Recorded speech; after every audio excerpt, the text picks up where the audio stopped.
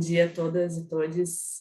Desde o Brasil, eu faço parte da Amigos da Terra Internacional e agradeço muito, muito, muito a equipe do OMA por organizar esse 8º seminário então, internacional. E é uma felicidade estrear ele com a nossa proposta, como bem disse a Doracion, e logo, recentemente, saindo de um mês da 7ª sessão de negociações pelo Tratado Vinculante. Bom, como a Doracion falou, então, a gente não podia estrear esse seminário sobre direitos humanos em empresas de uma forma diferente que não fosse falar justamente da proposta que a gente vem peleando aí duramente dentro das Nações Unidas, mas como o Gonzalo também reforçou, em outros âmbitos, inspiradas no Tratado Vinculante, fortalecendo uma luta a nível nacional por marcos nacionais também. Mas agora o debate é para fazer uma análise, então, sobre perspectivas e desafios dessa agenda pelo Tratado Vinculante, que é uma agenda que o OMA acompanha há muitos anos, as organizações que foram convidadas também.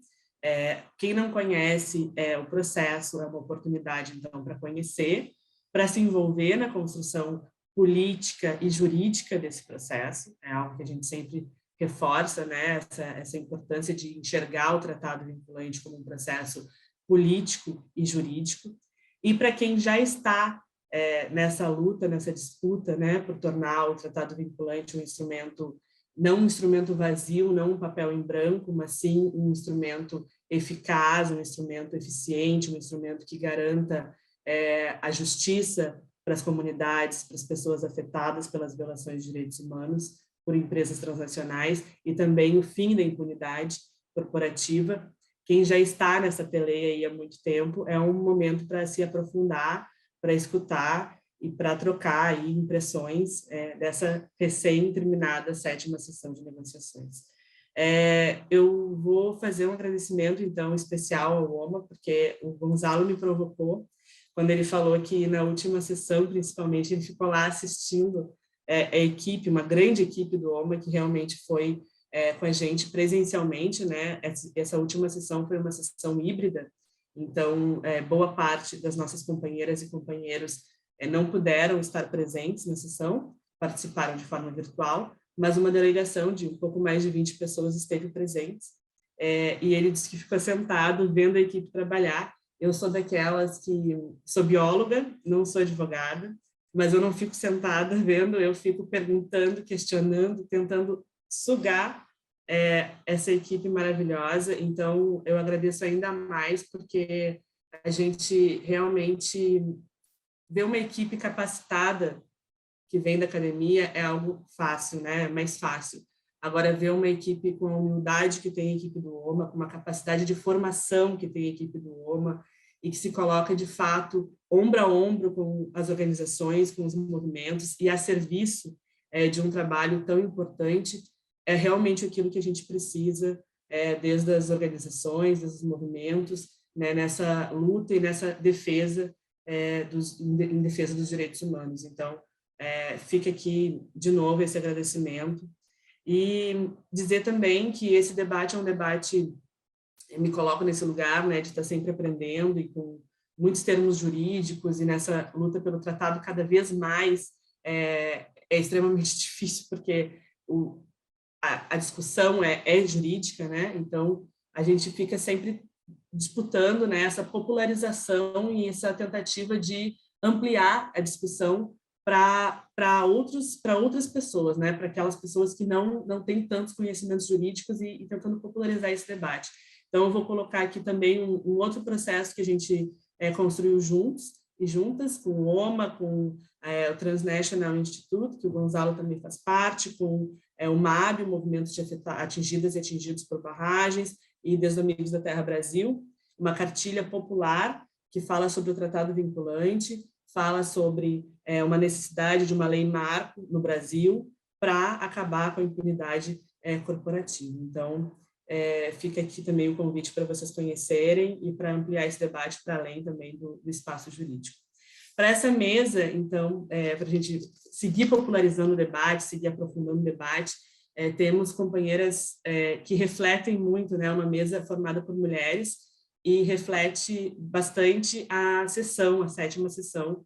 Foi uma sessão que fizemos também uma análise, né? Uma sessão feminista, uma sessão empurrada por mulheres, não só a equipe do OMA era basicamente composta por mulheres, mas também a maior parte das lideranças dos movimentos e organizações composta por mulheres, os estados que se posicionaram mais alinhados com as propostas da campanha global para desmantelar o poder corporativo, eram estados liderados por mulheres. Então, essa mesa, também fico feliz por isso, assim, mulheres que trazem também essa perspectiva feminista para uma luta contra as empresas transnacionais. Não só somos mais impactadas nos territórios pelas empresas, mas também nos levantamos e sabemos lutar pelos nossos direitos, né? Temos a Manja, vou apresentar então as companheiras. Primeiro eu vou apresentar o formato do debate, né? Eu vou passar a palavra para cada companheira que está na mesa com a gente hoje. Cada uma vai fazer uma explanação desde a sua perspectiva de luta, desde o espaço que faz parte, que compõe, e logo a gente vai ter uma sessão de debate. Há 2 formas de interagir. Se você quiser fazer uma pergunta ou um comentário, pode fazer nesse QA, que é para perguntas e comentários, ou tu pode também levantar a mão e a gente te passa a palavra, faz a tua explanação, e depois a gente vai fazer uma ronda aí para as companheiras comentarem, responderem. Está com a gente hoje, então, a Tiana Mazo, pelo Centro de Direitos Humanos e Empresas, OMA, a Manja Bayang, da Indigenous Peoples Rights International, a Fernanda Openhain, perdão se eu errei o nome, pelo Grupo de Trabalho da ONU sobre Empresas e Direitos Humanos, como representante da América Latina e do Caribe, e a Érica Mendes, da Justiça Ambiental, Amigos da Terra Moçambique, e co-coordenadora regional do Programa de Justiça Econômica e Resistência ao Neoliberalismo da Amigos da Terra África. A primeira pessoa que eu vou passar a palavra é a Fernanda, que compõe, então, o Grupo de Trabalho da ONU sobre Empresas e Direitos Humanos, como representante da América Latina e do Caribe. Ela é especialista em temas de empresas e direitos humanos e se dedica à agenda de direitos humanos e economia e justiça de gênero há mais de 20 anos. Trabalha na Poder desde 2013 e é presidente da mesa diretiva da Rede Internacional para Direitos Econômicos, Sociais e Culturais, a Rede DESC. É tesoureira da mesa diretiva da Earth Rights International e faz parte também da fundação para o Prêmio Internacional em Empresas e Direitos Humanos. Faz parte também do corpo docente do Instituto de Liderança Simone de Beauvoir, no México, e recentemente, então, foi convidada para fazer parte desse grupo de trabalho. Ela é socióloga, com especialização em estudos latino-americanos. Então, Fernanda, é um prazer te ter com a gente. Te passo a palavra para fazer essa primeira explanação sobre perspectivas e desafios nessa agenda do Tratado Vinculante. Obrigada, Letícia. Boa tarde, bom dia. Eu vou falar em espanhol, né? Mas eu queria somente dizer bom dia em português, porque estamos no Brasil, mas virtualmente, mas nosso coração no Brasil. Entonces, buenas tardes, buenos días a todas. Então, boa tarde, bom dia a todas e todos.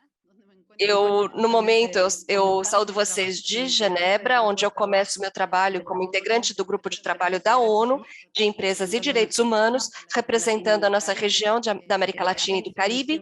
E eu recém-iniciei meu trabalho, 1º de novembro, então eu sou a mais nova no grupo de trabalho. E muitas e muitos de nós nos conhecemos das lutas levadas a cabo por anos na área de empresas e direitos humanos, na sociedade civil e movimentos sociais, que é o setor de onde eu venho, e do qual eu parto para esse novo mandato.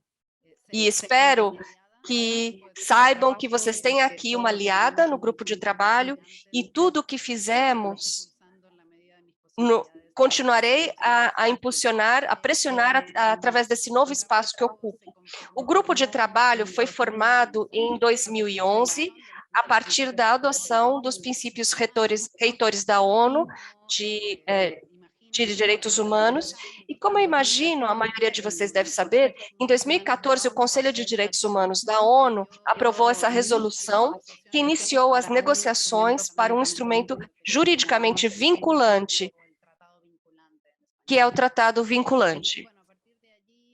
E a partir de então, houve uma série de trabalhos, especialmente por parte da sociedade civil, para sustentar o processo, para impulsionar temas prioritários da agenda e para também fazer pressão sobre os estados para que se envolvam de fato nos processos de negociação de forma positiva e proativa e não se escondam por trás de outras possibilidades de ação a partir de uma agenda voluntária ou de soft law.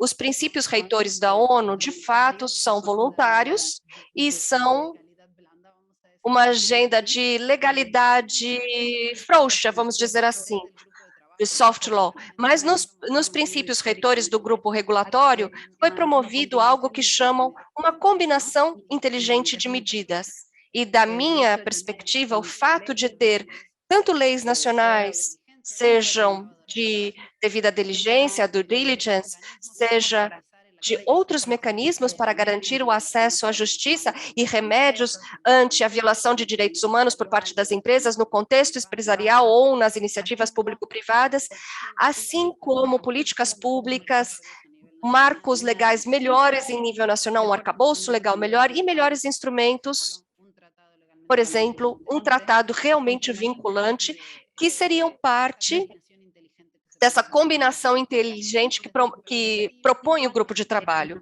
Então, a minha perspectiva, e eu não sou a única nesse grupo que pensa assim, os esforços para avançar para um tratado vinculante são imprescindíveis nessa agenda de empresas e direitos humanos, para garantir a proteção dos direitos, acesso à remediação, prevenção e também que se avance em direção à desconstrução dessa impunidade corporativa que vivenciamos por tantas décadas.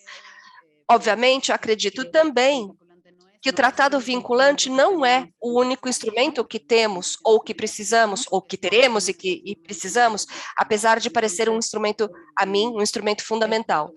Então, a partir do grupo de trabalho, promovemos uma combinação inteligente de medidas e, pessoalmente, eu acredito que a abordagem perante o tema de abuso dos direitos humanos por parte das empresas precisa ser estrutural e sistemático e ser composto a partir de uma combinação de regulações, de políticas e de práticas. Eu acho que nesse pacote entra essa temática do tratado, essas negociações que estão acontecendo já há 7 sessões, essa é a 7ª rodada de negociação, e acredito que já as colegas e os colegas já falaram na sessão inaugural algumas dessas questões. Queria compartilhar também que 19 de outubro, ou alguns dias antes da 7ª sessão de negociação, da 7ª rodada de trabalho desse grupo intergovernamental de composição aberta, no qual participam estados negociando esse instrumento, o grupo de trabalho, junto a outros procedimentos especiais, concordou que esse grupo de direitos humanos da ONU forma parte de um pacote de mecanismos sob o conceito de direitos humanos da ONU, que é o grupo de procedimentos especiais, com especialistas como especialistas independentes e relatores especiais. Então, em uma comunicação pública conjunta entre o grupo especial de trabalho, o relator especial sobre pobreza extrema, o relator especial sobre direitos humanos e meio ambiente, o relator especial sobre gestão adequada de substâncias tóxicas e perigosas perante os direitos humanos, e o grupo de trabalho sobre o uso de mercenários fizeram essa comunicação pública, convocando os estados a participarem de forma ativa e construtiva das negociações dessa 7ª rodada da IGWUD, que é a abreviatura desse grupo, com a finalidade de avançar positivamente para a constituição de um instrumento legalmente vinculante. Nesse comunicado do grupo de trabalho, também foi estabelecido como fundamental e prioritária a prevenção dos abusos aos direitos humanos, falando especificamente de 3 temas. Obviamente, o tema da devida diligência, como comentado agora por colegas há pouco, é um tema-chave prioritário na agenda de empresas e direitos humanos, para nos movermos em direção a obrigatoriedade, garantir o acesso a remédios e reparação adequada, e também foi estabelecido o tema de defesa das pessoas defensoras de direitos humanos, proteção das pessoas defensoras e prevenção de abuso e garantia a remédios de justiça. Foi falado também que algumas das bases do texto do tratado vinculante, nela já se encontram os princípios reitores, ou seja, muito do que foi construído, especialmente sobre os estados impulsionadores liderados por Equador, tem a ver com retomar os princípios reitores e dar-lhes outro nível de profundidade, e principalmente um marco de obrigatoriedade. Isso também foi destacado nessa comunicação pública, e como eu comentava há pouco, também se fala dessa combinação inteligente. Obviamente, se destaca a importância e relevância do instrumento e de suas características, com a finalidade de abordar as assimetrias geradas a partir dos tratados de livre comércio e de investimento, que dão direitos ou facilidades às empresas, mas que não estabelecem obrigações em termos de direitos humanos. Então, isso gera uma assimetria da estrutura comercial, financeira, de investimento, econômico-financeira, por um lado, e, portanto, das empresas, por um lado, e as obrigações em questão de direitos humanos. Então, isso seria para lutar contra essa assimetria gerada, pelo menos como é gerada na atualidade, através do que afirmam os tratados de livre comércio. Isso também, desde a partir da sociedade civil, foi sempre abordado nas negociações, toda esse impulsionamento para o tratado vinculante. Obviamente, ter um campo de jogo global, nivelado, com regras equiparáveis ou com as mesmas regras, através de um tratado internacional vinculante, seria fundamental, seria uma contribuição chave também destacada nesse comunicado. E, finalmente, eu trago aqui uma informação que parece importante, porque é a primeira vez que, conjuntamente, o grupo de trabalho, com outros procedimentos, faz um posicionamento desse tipo perante as negociações do tratado, está claramente o seu apoio ao processo. Isso me parece fundamental, porque ao final dessa comunicação é feito um reconhecimento dos convites para implementação dos princípios reitores. E realmente as vítimas de abuso continuam a lutar para ter acesso à remediação, para garantir seus acessos, também garantir defender os direitos humanos, e isso instam a que esse tratado vinculante pode ser uma oportunidade para propiciar essa mudança. Eu fico muito feliz de entrar no grupo de trabalho nesse momento, porque há uma oportunidade de impulsionar medidas obrigatórias, não só do tratado, mas também há outras, em termos de tratado especialmente, porque somos várias pessoas agora mesmo no grupo de trabalho que pública e claramente nos colocamos a favor da geração desse tratado. Então, isso me parece uma oportunidade muito boa, que pode ser aproveitada para usar também o grupo de trabalho como uma das possíveis plataformas para impulsionar as negociações do tratado.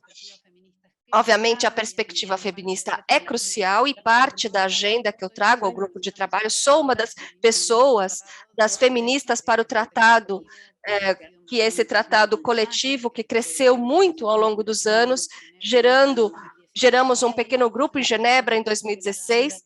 Então, a agenda de gênero, a agenda feminista em todos os trabalhos de processos de direitos humanos dentro do grupo, para mim, vai ser fundamental. E, em termos de tratado, obviamente, eu acho que é uma contribuição fundamental que foi feita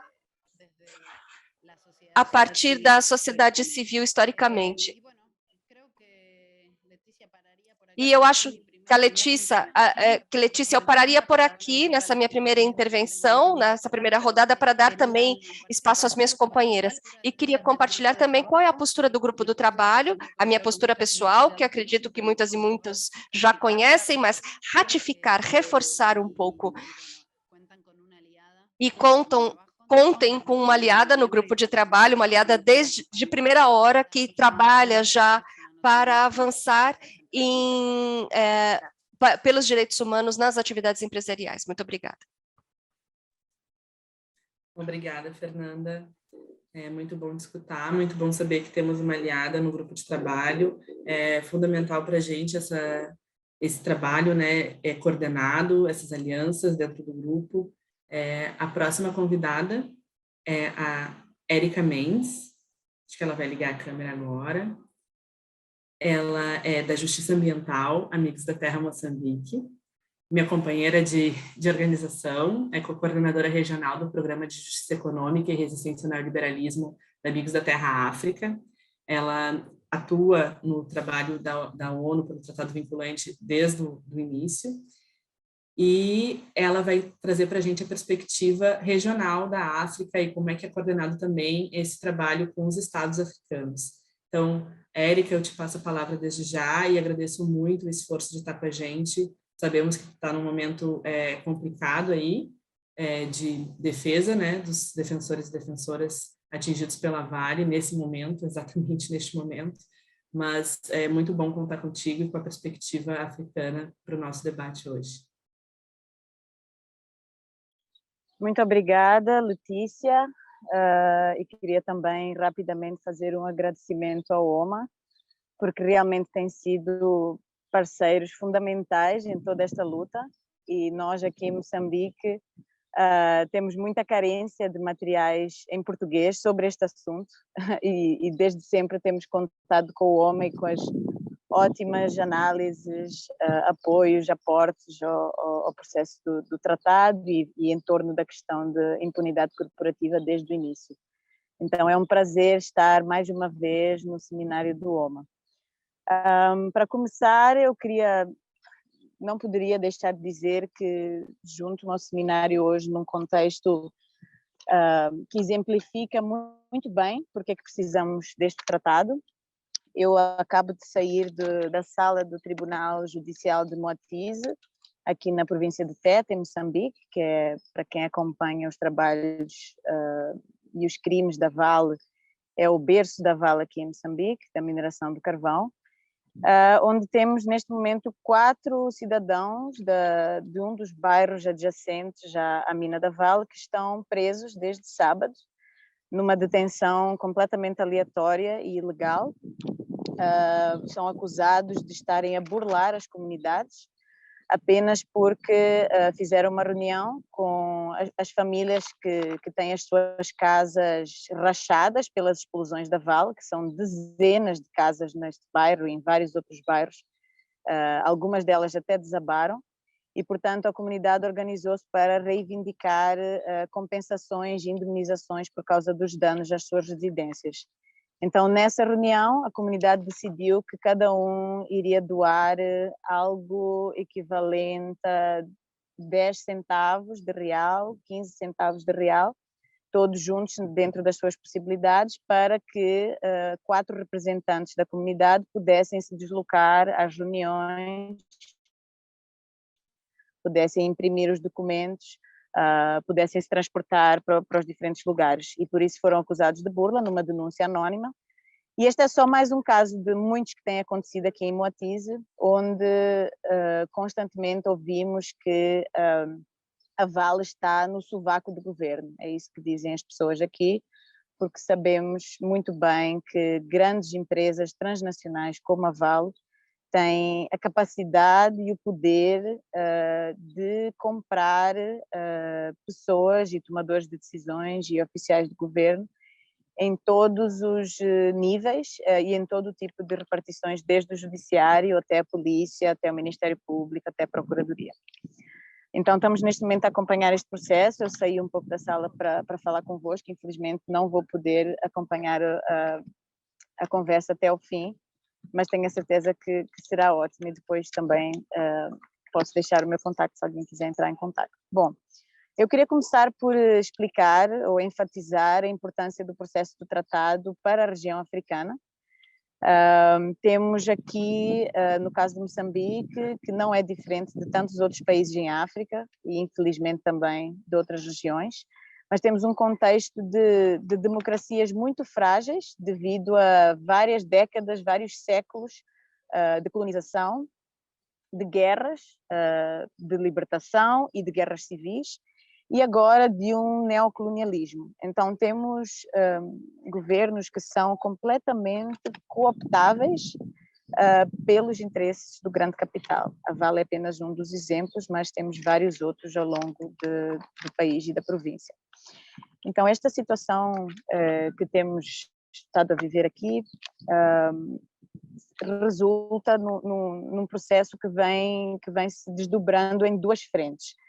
De um lado temos as tais agências de ajuda externa, as instituições financeiras internacionais, como o Banco Mundial e o Fundo Monetário Internacional, que dão fundos, ajuda, financiamento, empréstimos, a troco de políticas neoliberais, a troco de uma flexibilização cada vez maior das nossas legislações e de qualquer tipo de regulação que poderia travar o poder das grandes corporações ou que poderia, como eles dizem, tornar os investimentos mais difíceis ou tornar o país menos atrativo aos grandes investimentos.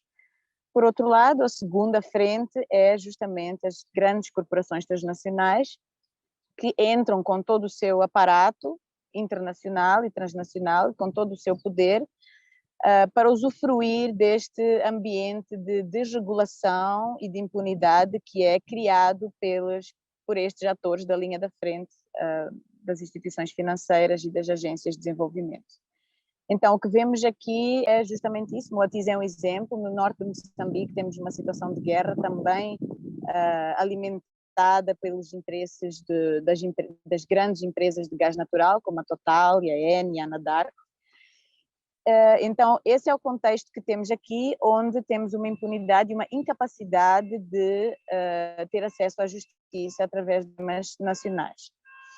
Ao mesmo tempo, cada vez mais percebemos isso, felizmente, os nossos governos também têm estado a perceber a perda da sua soberania e a falta de poder que têm perante estas empresas.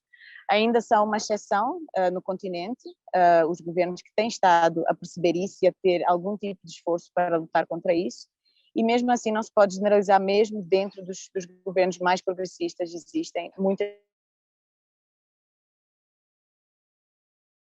dificuldades.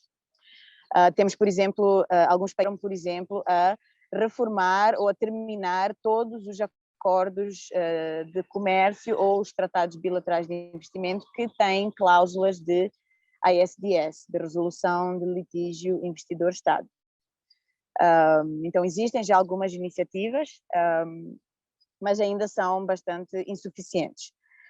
Este contexto todo é muito importante para a luta que temos na ONU para avançar em direção a um tratado vinculativo para corporações transnacionais e direitos humanos. Não é por coincidência que este processo começou pela iniciativa de dois governos do Sul, da África do Sul e do Equador, e tem sido grandemente impulsionado pela maioria dos Estados do Sul global. O continente africano tem sido um dos grandes impulsionadores deste processo, tanto como um conjunto, o Grupo Africano, que representa 54 países, como a nível individual, vários países têm estado bastante ativos, como é o caso da África do Sul, da Namíbia, da Argélia, da Etiópia, neste ano também de Camarões e alguns outros.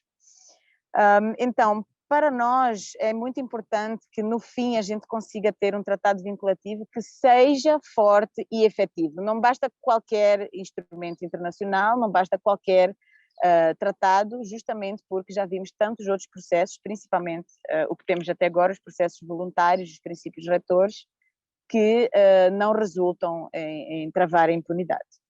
Então, para o contexto africano, ter um tratado forte e efetivo significa necessariamente que alguns elementos fundamentais estão incluídos. E estes elementos fundamentais fazem parte da luta que temos estado a travar, das nossas demandas principais a nível das organizações e dos movimentos em África e também a nível de Amigos da Terra Internacional e da campanha global para desmantelar o poder corporativo. Alguns destes elementos incluem, por exemplo, a questão do âmbito de aplicação do tratado. Então, desde o início que temos estado a lutar para que o âmbito de aplicação deste tratado seja em empresas transnacionais. Isto significa que é preciso que haja um foco no caráter transnacional das empresas transnacionais, justamente porque são estas empresas que estão a beneficiar de uma lacuna legal a nível internacional que lhes permite, através das diferentes jurisdições onde elas atuam, fugir completamente das suas responsabilidades a nível nacional. Então, nós temos exigido que este tratado não seja para toda e qualquer empresa, o que incluiria pequenas, microempresas a nível nacional, que já são reguladas pela legislação doméstica e que em nada se comparam ao tipo de atuação e ao tipo de poder que as empresas transnacionais detêm. Mas, por outro lado, é preciso sermos muito claros em relação a este âmbito de aplicação, porque quando dizemos que temos que focar em empresas transnacionais, isto necessariamente deve significar que todos os atores dentro da cadeia global de produção das empresas transnacionais devem estar envolvidos. Isto é o que chamamos de responsabilidade solidária de todos os atores dentro da cadeia. Isto deve incluir subsidiárias, filiais, empresas contratadas, empresas subcontratadas e até financiadores destas empresas transnacionais. A partir do momento que existe algum tipo de ligação entre as empresas ou que elas estejam de alguma forma a beneficiar de atividades que possam ter contribuído para a violação de direitos humanos, então, naturalmente, todos estes atores devem ter responsabilidade que, obviamente, deve ser proporcional ao seu nível de controle e de poder. Ou seja, as empresas-mães, muitas vezes sediadas em países do norte global, devem ser responsabilizadas pela capacidade que teriam para mudar as práticas ao longo da cadeia global de valor. Então, é importante que, ao mesmo tempo, o tratado garanta um âmbito de aplicação nas corporações transnacionais, mas que garanta que todos os atores estão adequadamente incluídos neste âmbito de aplicação, desde que tenham algum tipo de atividade transnacional ou que estejam inseridos no contexto das atividades das empresas transnacionais. Isto foi um debate muito interessante que tivemos na última sessão, na última semana de outubro, tivemos a 7ª sessão de negociações, e foi muito interessante ver que o debate em torno do âmbito de aplicação voltou a fortalecer-se, porque este é um elemento que tinha sido bastante diluído e perdido ao longo dos últimos 2 drafts do tratado. Então, os países africanos, em particular, têm estado a defender bastante que o âmbito de aplicação deve ser focado nas empresas transnacionais. O contrário, inclusive, daria um tratado que seria praticamente impossível de implementar se fôssemos incluir qualquer empresa num tratado internacional. E então acreditamos que neste aspecto foi positiva a 7ª sessão, justamente porque voltou a trazer este debate e voltou-se a fortalecer a questão de que é preciso um foco nas empresas transnacionais. Obviamente que isto está a ser muito controverso e, portanto, vários países, tanto do norte global, como países, por exemplo, como a China, têm estado a lutar ativamente contra um tratado que garanta que todas as empresas dentro da cadeia global de produção estejam abrangidas pelo tratado. O segundo elemento muito importante que eu queria trazer para aqui é a necessidade que este tratado inclua obrigações legais diretas para as empresas transnacionais. Se este tratado for meramente uma forma de reenfatizar obrigações de direitos humanos para os Estados, tendo em conta que os Estados já têm obrigações de direitos humanos, então este tratado não terá dado o passo em frente que se espera que dê de forma a garantir que, em tantos casos em que os nossos governos, os nossos Estados não são capazes ou não estão aptos a regular estas empresas transnacionais, então temos que garantir que as pessoas afetadas ainda assim podem ter acesso à justiça, e isto deve necessariamente significar que as obrigações legais diretas para as empresas transnacionais têm que estar estipuladas e muito claramente definidas no texto do tratado. Isto tem sido debatido ao longo nas últimas sessões, e no último draft verificamos uma inclusão da palavra obrigações das empresas transnacionais no preâmbulo do texto do tratado. Nós consideramos que, embora positivo, isto é altamente insuficiente, porque continua a delegar aos Estados e ao nível nacional a definição de quais são essas obrigações diretas exatamente. Então, o que nós queremos ver é que essas obrigações sejam claramente estipuladas, listadas, definidas nos outros artigos do tratado, para garantir que não existem lacunas, nem voltamos a esbarrar no obstáculo do governo nacional não definir quais seriam essas obrigações e as obrigações recaírem apenas sobre os Estados. Esta narrativa em torno das obrigações diretas avançou bastante também nesta última sessão, principalmente avançada por alguns Estados africanos e outros do Sul global, que voltaram a enfatizar de forma muito clara que este tratado deve garantir estas obrigações. Portanto, espera-se deste processo um passo em frente e não apenas voltar a listar as obrigações que os Estados têm de direitos humanos. Portanto, acho que isto podemos considerar que é algo muito positivo e muito relacionado com o trabalho muito árduo que vários movimentos sociais e organizações têm feito ao longo dos últimos anos para exigir que estas obrigações legais diretas sejam incluídas no texto do tratado.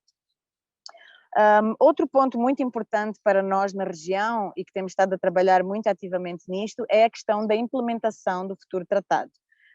Portanto, estou aqui a ver em primeira mão a incapacidade dos nossos tribunais nacionais e locais para lidar com questões de poder corporativo, para lidar com as violações de direitos humanos causadas pelas corporações transnacionais.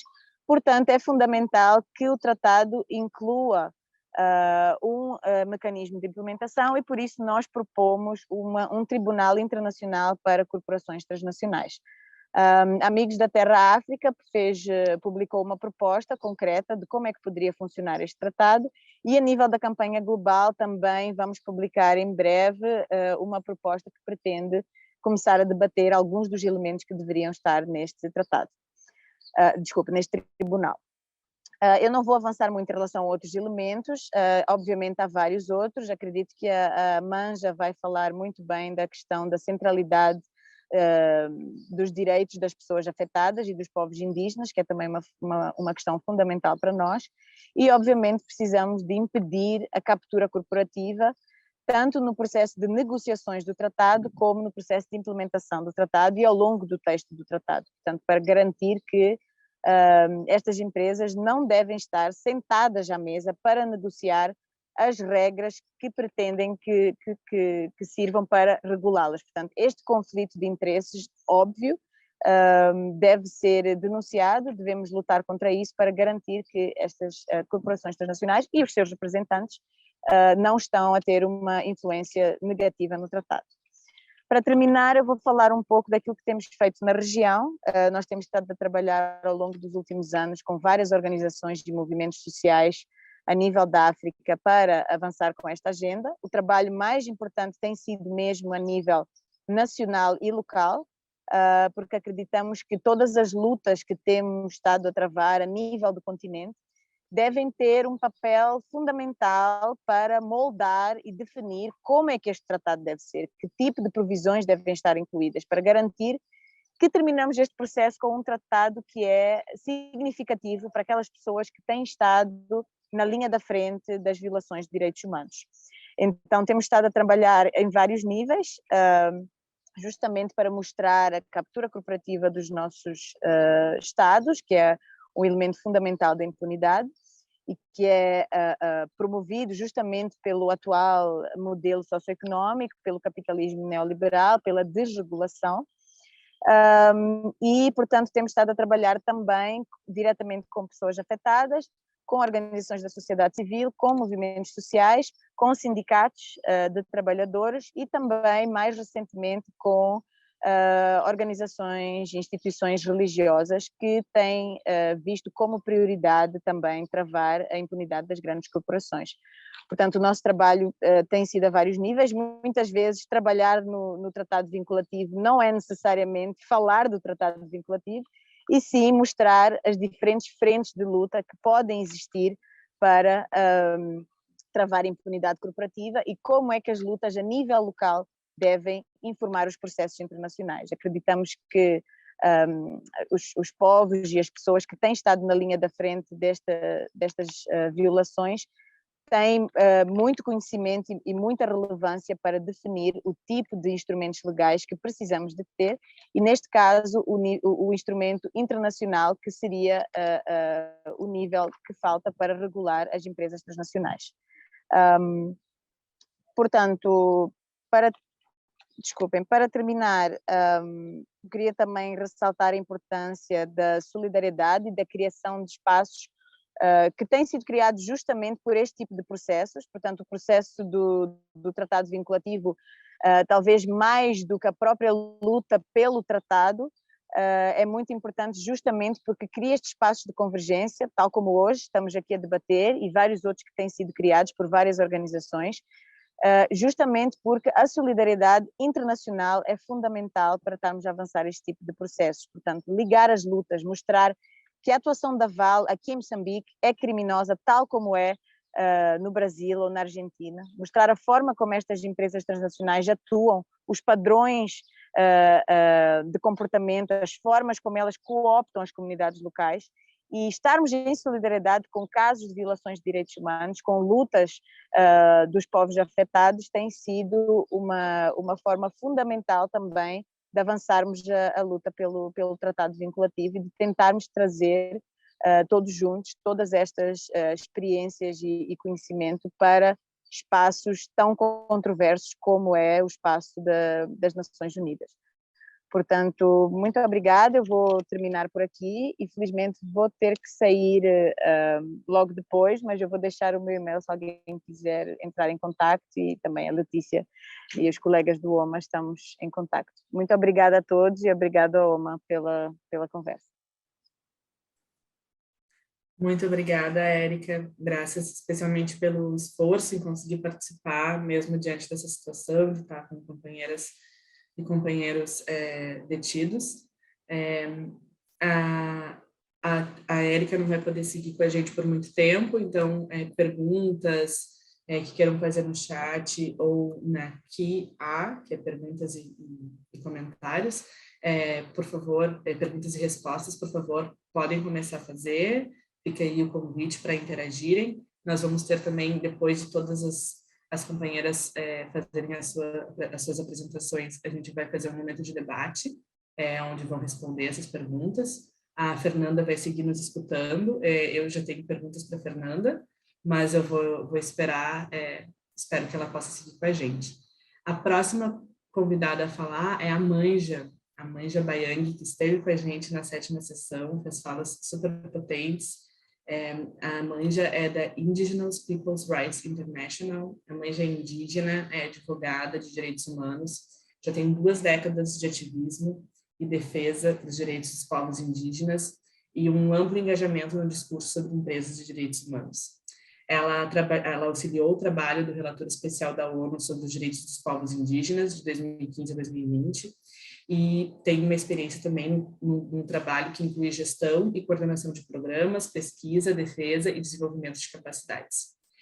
Então, Manja, é um prazer te ter com a gente, para trazer essa perspectiva sobre a importância do tratado vinculante desde os povos indígenas.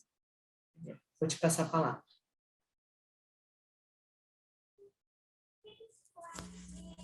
Oh, thank you so much, Letitia, and it's an honor to join you today. Muito obrigado, Letícia. É uma honra participar dessa discussão falando dos povos indígenas e do tratamento vinculante sobre as corporações transnacionais. Então, sou uma pessoa indígena trabalhando com os direitos internacionais dos indígenas, uma organização que nasceu para ter ação coordenada internacional contra as violências dos direitos humanos dos indígenas, principalmente no contexto de atividades de empresas feitas com impunidade.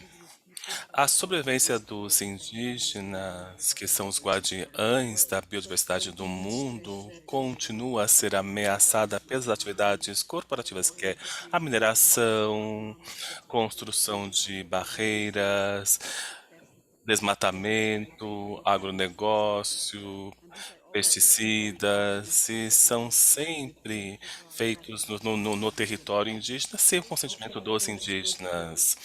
Não tem recurso para os indígenas no nível nacional, principalmente quando as corporações são transnacionais. E muitos países não têm legislação nacional com obrigações e responsabilização de corporações transnacionais. Então, nos próximos slides, eu vou fazer uma breve apresentação, vou falar desses tópicos, a relevância de você ter de um instrumento vinculante para os povos indígenas, as atualizações e informações sobre as negociações do tratado vinculante e as oportunidades e desafios para os povos indígenas nas negociações do tratado vinculante. A relevância de você ter um tratado vinculante para regular as transnacionais é muito importante. Não podemos negar que os povos indígenas em todo o mundo sofrem o maior fardo dessas adversidades causadas pelas atividades dessas empresas. Recebemos informações sobre violações de direitos humanos de povos indígenas na Guatemala que existiam contra uma mineradora que era ilegal desde 2015. E no dia 18 de novembro, o governo declarou um estado de sítio que dá o controle militar de toda a polícia, suspendendo direitos fundamentais como liberdade de expressão, de movimento e organização. E desde que foi declarado o estado de sítio, houve 40 ataques militares tendo como alvo líderes indígenas, jornalistas, houve humilhação, ameaças, foram 60 pessoas que foram presas. Faz 2 dias, na Argentina, um Mapuche foi morto por um grupo armado que disparou contra a comunidade. Até agora, não sabemos se esse grupo armado era paramilitar ou militar. No Brasil, no começo deste ano, tem perseguição, ameaças contra povos indígenas. 16 de novembro, em Roraima, houve uso abusivo da violência contra a comunidade de Tabatinga, em Serra do Sul. No dia 1º de novembro, 2 Yanomamis foram assassinados. Ataques com incêndio criminoso em comunidades da Mato Grosso do Sul, e 3 mulheres indígenas que amplificavam a luta dos povos indígenas na COP26 em Glasgow, na Escócia, estão sendo perseguidas e denunciadas. Próximo slide. Em abril, nós publicamos um relatório, uma análise das práticas de silenciamento dos indígenas, que destaca a criminalização e o assédio no contexto brasileiro para silenciar os indígenas quando lutam em defesa dos seus direitos e do meio ambiente. Temos várias comunidades que se organizam para garantir a sua segurança e como tem ações estratégicas para superar essa realidade. Então, todos esses casos que eu mencionei até agora, mesmo que ocorram na América Latina, tem reflexo em comunidades indígenas em todo o mundo que tem os mesmos desafios em relação às atividades das empresas. Próximo slide. Muitos relatórios internacionais, regionais, por vários organismos como a ONU, o Sistema Interamericano, que mostram o impacto das atividades das empresas, que é desproporcional se nós pensamos nos povos indígenas. Podemos falar também de outros relatórios, como, por exemplo, do Relatório Especial dos Direitos dos Povos Indígenas. E é por isso que um documento internacional vinculante é muito relevante para os povos indígenas também. Mas como é que nós podemos ter acesso a esse tratado para incluir também cláusulas de defesa dos direitos indígenas? Próximo slide. Houve muitos avanços, mas temos muito para fazer ainda. Na primeira versão, a versão 0 do tratado, não havia menção dos direitos humanos dos povos indígenas. Eram mencionados só em alguns artigos de maneira marginal como grupos vulneráveis. Talvez, quando fizeram a primeira versão, pensaram que nós temos que enumerar os grupos marginalizados e vulneráveis e incluímos os indígenas na lista. O que vemos aqui no slide são os 2 artigos, os únicos que mencionam os povos indígenas. Agora, já na terceira versão, que nós vemos aqui nesse slide, aqui é o terceiro que foi discutido, na 7ª sessão, que temos muitas melhoras em relação à primeira versão. Vou destacar algumas coisas. Aqui no preâmbulo, agora tem uma referência à Declaração da ONU dos Direitos dos Povos Indígenas e o impacto desproporcional nos povos indígenas é reconhecido já no preâmbulo e menciona também a Convenção da OIT, que é muito relevante para a América Latina, para vários países que ratificaram a Convenção 169 da OIT em relação ao direito dos povos tribais e indígenas. No artigo 6, que fala da prevenção das violações, menciona também os povos indígenas nessa lista. Mas, além disso, tem um parágrafo que foi incluído que garante que haja consulta com povos indígenas de acordo com os padrões internacionais de consentimento informado. Então, são bons avanços, porém, temos um desafio ainda pela frente. Se queremos que esse tratamento internacional respeite os direitos dos povos indígenas, temos muitos desafios em relação ao tratado, mas temos oportunidades também nas negociações do tratado vinculante. O primeiro que nós temos aqui, que é o momento histórico para definir a responsabilização das transnacionais sobre os direitos humanos. Então, nós temos os princípios guia da ONU, mas já faz 10 anos que nós adotamos, mas o que nós avaliamos é que esses princípios não conseguiram parar as violações dos direitos humanos por parte das empresas. Por outro lado, piorou até, inclusive durante a pandemia, quando as empresas continuaram a funcionar da maneira que já funcionavam, com restrições aos povos indígenas. Então, a ideia seria ir para além desses princípios para responsabilizar as transnacionais. É uma oportunidade também para elaborar os direitos dos povos indígenas num tratado vinculante internacional, de forma a unir as vozes e as lutas no nível internacional, destacando narrativas da base. Também temos algumas iniciativas nacionais e internacionais para tentar responsabilizar as transnacionais. Por exemplo, a União Europeia está discutindo uma legislação regional sobre diligência devida e direitos humanos mandatórios. Mas nós temos que participar desse processo do tratamento vinculante porque os processos regionais e internacionais falharam nesse sentido. Próximo slide. Temos que preparar também para ter estratégia e ver como nós enfrentamos esses desafios. Tem cada vez mais o receio de que o processo do tratamento, do tratado vinculante está sendo cooptado pelas corporações, ou seja, tem mais influência nesses estados que fazem parte da negociação do tratado. Na última sessão, como disse a Érica, houve uma proposta de incluir as empresas de negociação. Então, é uma batalha para moldar as propostas do tratado e desviar do centro que deveria ter. A participação limitada dos povos indígenas no processo do tratado também é um desafio em relação a elaborar e incluir os nossos direitos também no tratado. Tem só algumas organizações indígenas que estão participando desse processo, e com a pandemia da Covid-19, o número ficou ainda menor de pessoas participando do processo. Na última sessão, no mês passado, foram só 3 representantes dos povos indígenas em Genebra, e alguns mais virtualmente.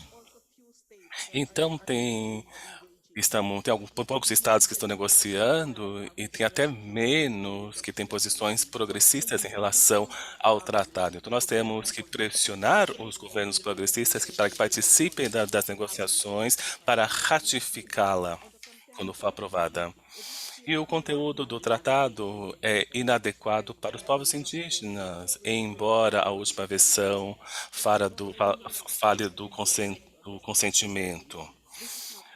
Isso, mas não é o caso, porque na realidade o consentimento informado é integral ao direito dos indígenas de ter poder de decisão. Então temos que reconhecer os povos indígenas como proprietários, controladores do seu território, sendo necessário que eles participem das negociações. Temos que defender os direitos humanos do que defendem o meio ambiente e tendo provisões ou cláusulas que tratem disso.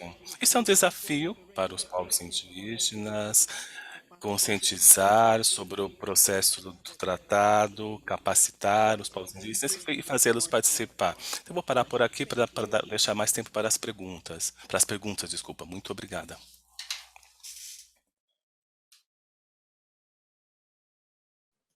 Muito obrigada, Manja. Já temos perguntas no chat. Eu convido a todos, então, a seguir fazendo perguntas, porque depois da nossa próxima convidada, então a gente vai abrir para um espaço de debate. A próxima convidada a falar é a Tiana Mazo. Ela faz parte da equipe do OMA, do Centro de Direitos Humanos e Empresas. Também é doutoranda em Direito na Universidade Federal do Paraná, pesquisadora do Grupo de Pesquisa e Extensão da ECOA, Direito Socioambiental, e advogada popular.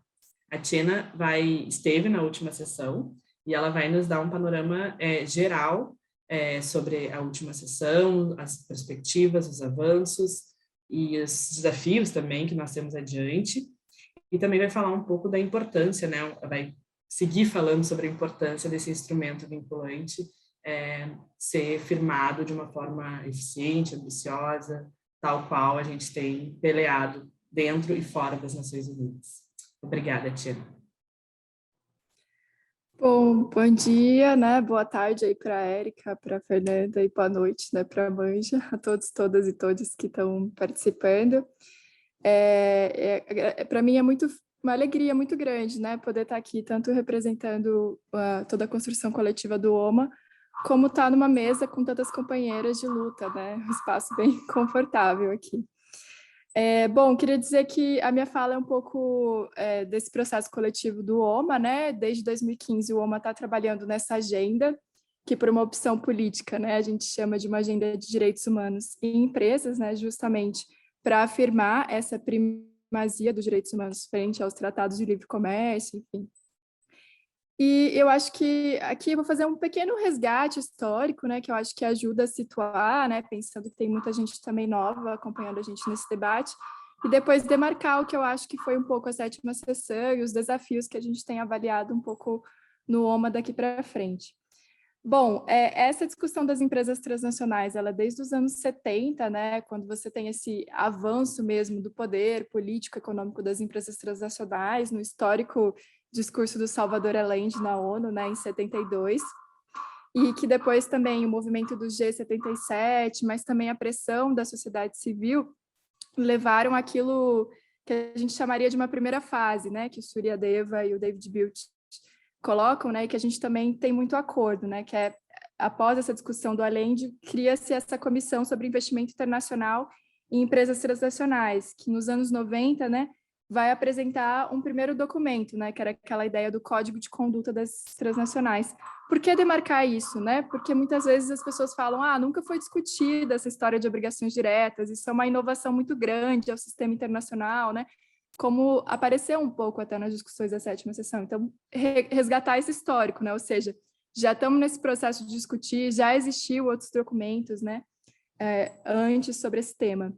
A gente teria uma segunda fase entre 97 e 98, ali do grupo de trabalho na subcomissão de promoção e proteção dos direitos humanos, que estava vinculado também ao Conselho de Direitos Humanos, em que foi discutido longamente sobre o papel das transnacionais, formas de monitorar essas transnacionais, criar métodos e metodologias em que a gente pudesse acompanhar as violações das empresas transnacionais.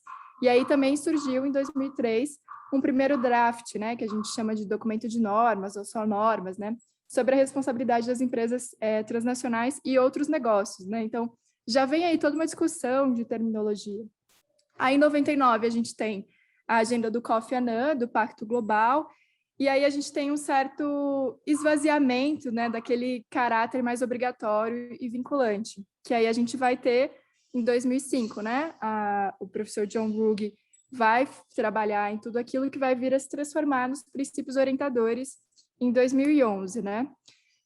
Desde essa época já tinha toda uma discussão sobre os princípios orientadores e que eles são muito aclamados pelo seu caráter consensual. Mas tem já, desde esse momento, várias críticas da sociedade civil, vários trabalhos, né, que demonstram uma certa artificialidade dessa construção desse consenso, mas também isso, né, os princípios orientadores, eles avançaram, mas que é um pouco aquilo como a Fernanda colocou, né? A gente ainda precisa ir em maior profundidade, né? A própria discussão das obrigações extraterritoriais, que já existia fortemente à época, que não entrou, todo um debate de cooperação internacional, que também precisa ser feito, né?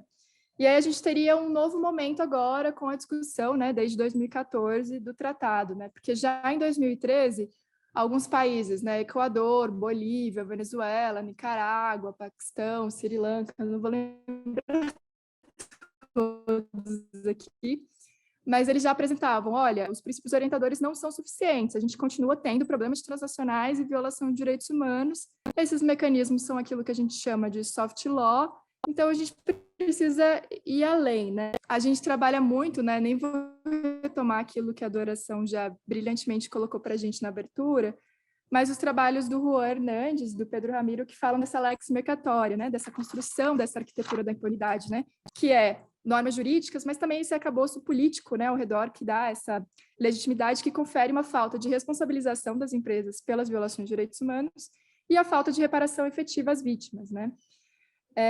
Então, hoje a gente poderia definir que a gente tem 3 aspectos de disputa dessa agenda de direitos humanos em empresas. Um ponto é o tratado vinculante, essa discussão que a gente está trazendo aqui, e acho que ainda temos, né, vários países para avançar, mas ela tem uma força grande pelo histórico de resistências, né, da América Latina, a própria resistência à ALCA, né, gerou essa pressão sobre as empresas transnacionais e esse modelo, né, de gestão de acordos de comércio.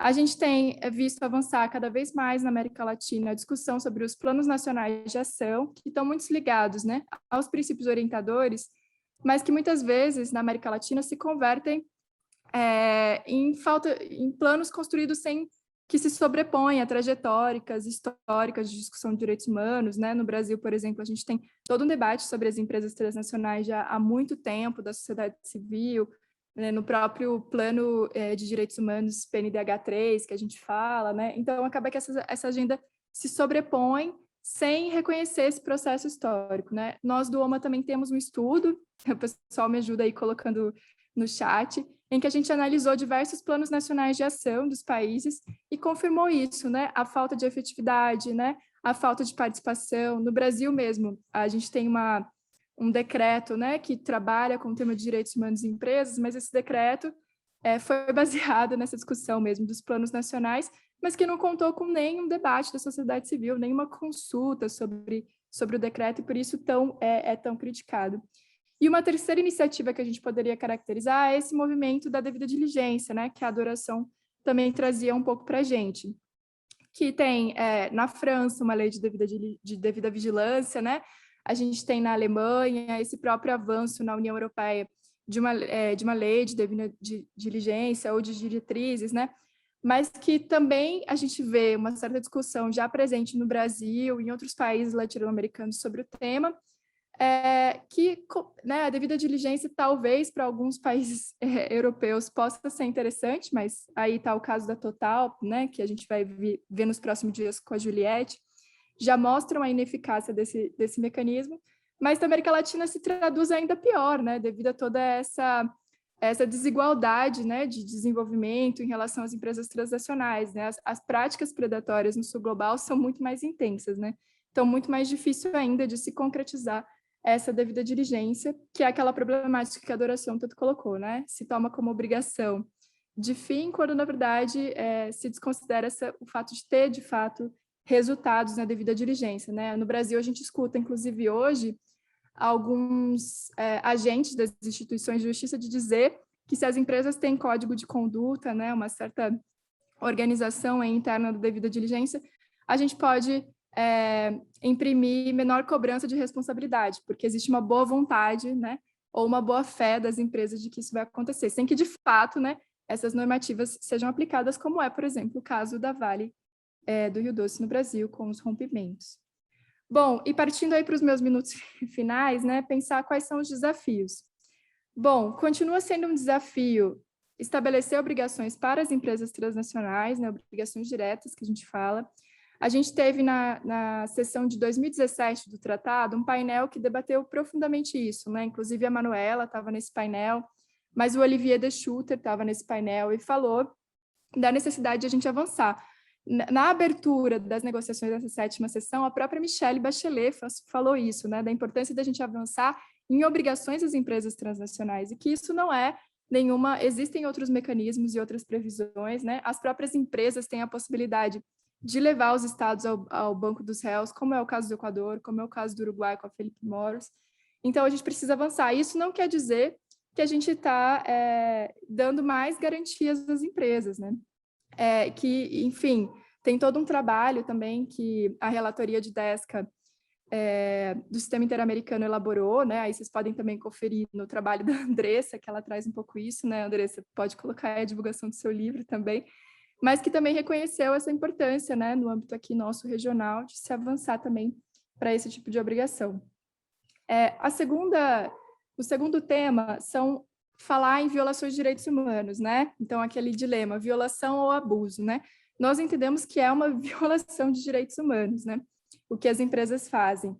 E sair um pouco daquela linguagem que é só riscos e impactos, né? Existe, sim, violações, né? E trabalha muito com a história da mitigação. A gente vê muito isso em conflito socioambiental. Você pode mitigar riscos, né? Mas você não tem como mitigar a violação de direitos humanos, né? Então, por isso a força, né? Ao mesmo tempo, você não tem como mitigar determinados impactos. E aí tem todo o comentário 24 também, do DESC, sobre também esse tema, assim. E eu acho que é bem emblemático para a gente o que aconteceu no Brasil no caso do Rio Doce, por exemplo, do rompimento de barragens, né? Ou seja, a tentativa da linguagem empresarial de falar que é impacto, que é risco, que é mitigável, quando, na verdade, a gente está querendo discutir reparação e efetividade para esse caso. Bom, o terceiro ponto que a gente poderia destacar é a questão mesmo da reformulação desse conceito de devida diligência, né? Que a devida diligência não seja um checklist em que as empresas falam e se propõem, eu vou fazer isso, vou fazer aquilo, mas que seja de verdade a conferência de que se há resultados, né? Que não seja meramente uma devida diligência para relatório de sustentabilidade, para agradar acionistas, mas que ela de fato se comprove, né? Seja cumprida, e não só em relação à própria empresa, mas a toda a sua cadeia de produção, que é o mais importante, que elas assumam esse compromisso de obrigações de resultado, né? Então, uma reformulação do sentido que a gente dá a essa devida diligência. O quarto ponto que a gente poderia discutir, e aí é um tema onde os juristas, né, se enfrentam também nesse debate, é o do estabelecimento de responsabilidades civis, administrativas e penais, né? Para a gente discutir isso, a gente precisa reconhecer essa imensa assimetria de poderes que existe entre grandes corporações e vítimas, né? No acesso à justiça, no uso dos instrumentos, né? Na capacidade econômica que tem para mover um processo, né? No quanto as vítimas necessitam de uma resposta mais imediata e mais efetiva.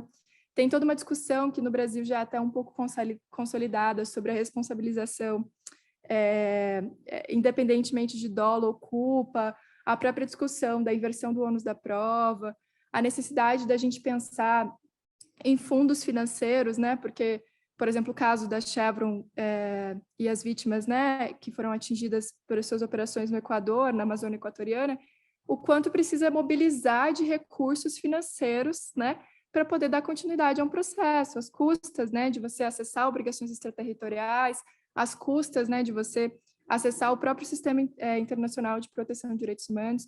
E por isso a gente tem essa discussão, né, que a Érica até trouxe um pouco para a gente, da gente pensar uma corte internacional, da gente pensar um comitê de monitoramento. Outro quinto aspecto que a gente tem trabalhado mais, eu acho que ficou mais claro no trabalho do OMA também nessa 7ª sessão, porque nessa 7ª sessão nós entramos na discussão artigo a artigo, né? Então, aí, cada palavra, cada vírgula, né, a capacidade que você tem de mover argumentos de que isso já existe ou não existe no sistema, países que têm ou não.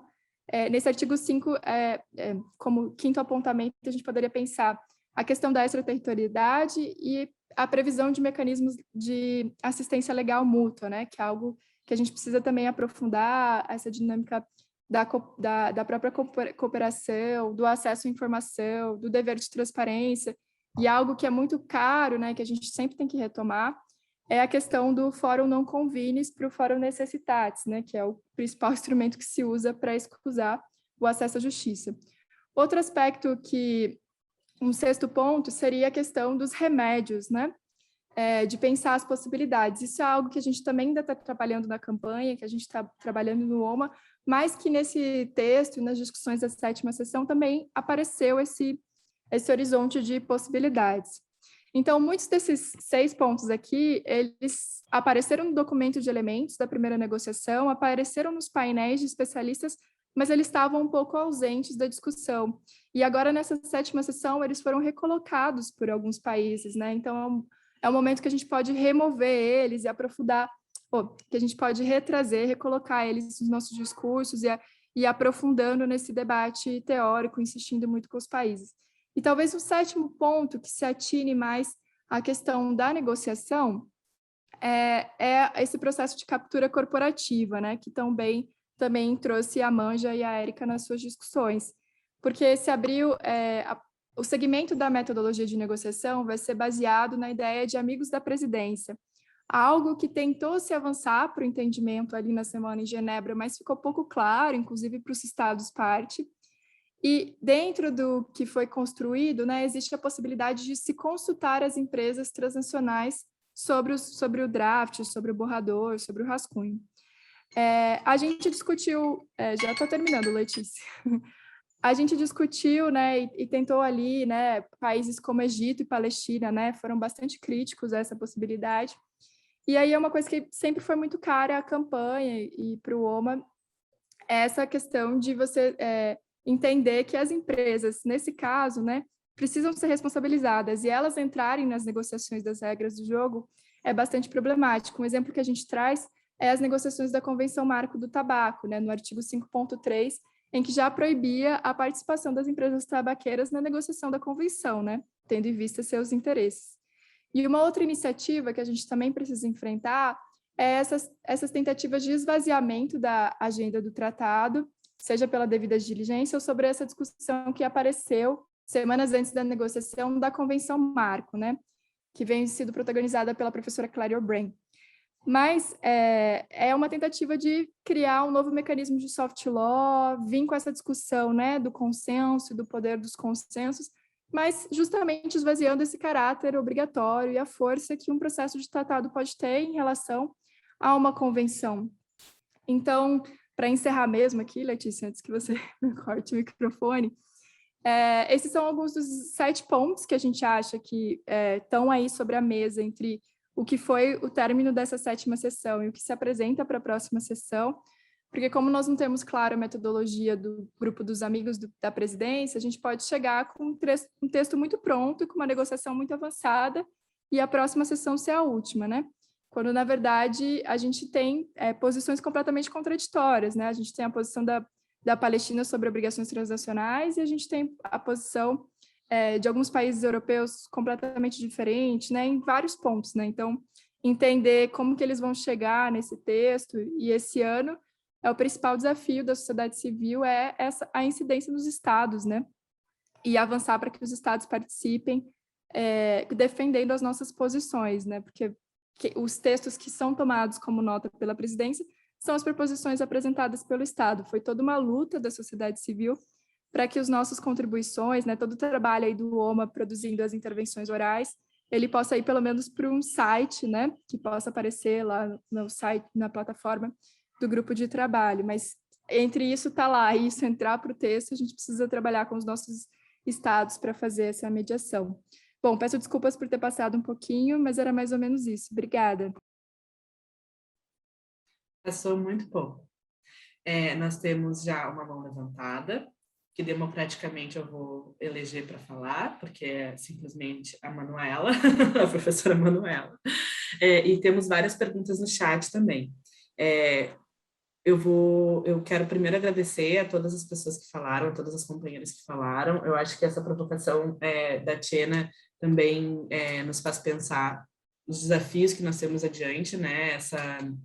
Já comentando um pouco também do papel de facilitação, esse desafio aí de realmente seguir a tentativa de barrar, né, a captura. A gente sabe que existe um lobby muito forte, nós temos vivenciado esse lobby, né, a partir da Organização Internacional dos Empregadores, durante a sessão, pelo tratado vinculante, durante todas as sessões, um lobby muito forte de esvaziar o conteúdo do tratado, e a gente sabe que isso já existe, mas essa mudança da consulta das empresas transnacionais seria algo inadmissível, né? Como é que as empresas transnacionais vão ser consultadas sobre um tratado que pretende regulá-las?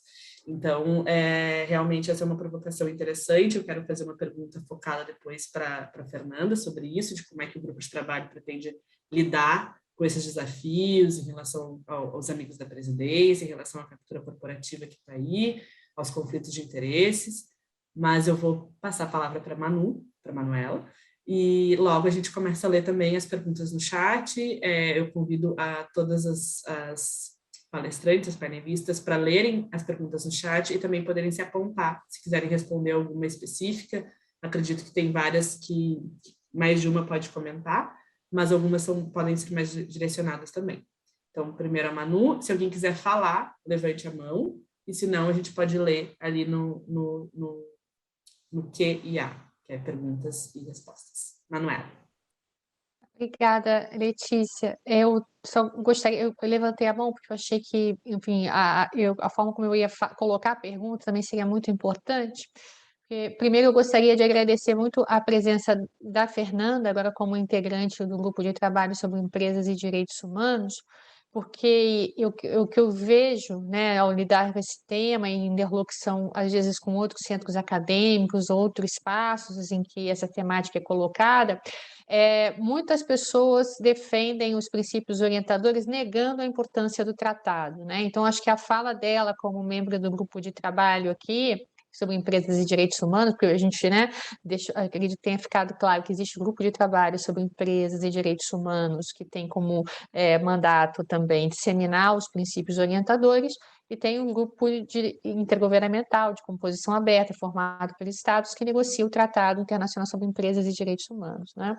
Então, é muito importante, que eu acho que é um equívoco e uma apropriação, muitas vezes, eu acho, assim, às vezes não tão de boa fé, né, de pessoas sobre essa temática, dizendo, bom, o tratado não tem muita importância, importantes são os princípios orientadores, contrapondo os dois, e a Fernanda trouxe claramente aqui o seu posicionamento e o posicionamento do JA, né, em várias outras reuniões, enfim, e deliberações do grupo de trabalho sobre, né, a importância em contexto de se aprofundar, de se ir além dos princípios orientadores, né?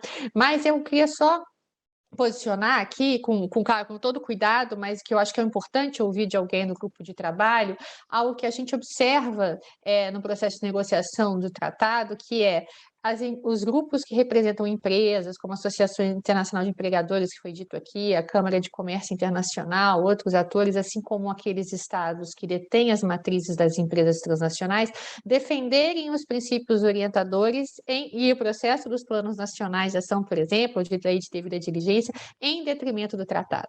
Isso não pode ser uma coincidência, né? É porque provavelmente esses outros instrumentos em detrimento do tratado trazem menos desafios, né, ou constrangimentos às empresas com relação a obrigações de direitos humanos.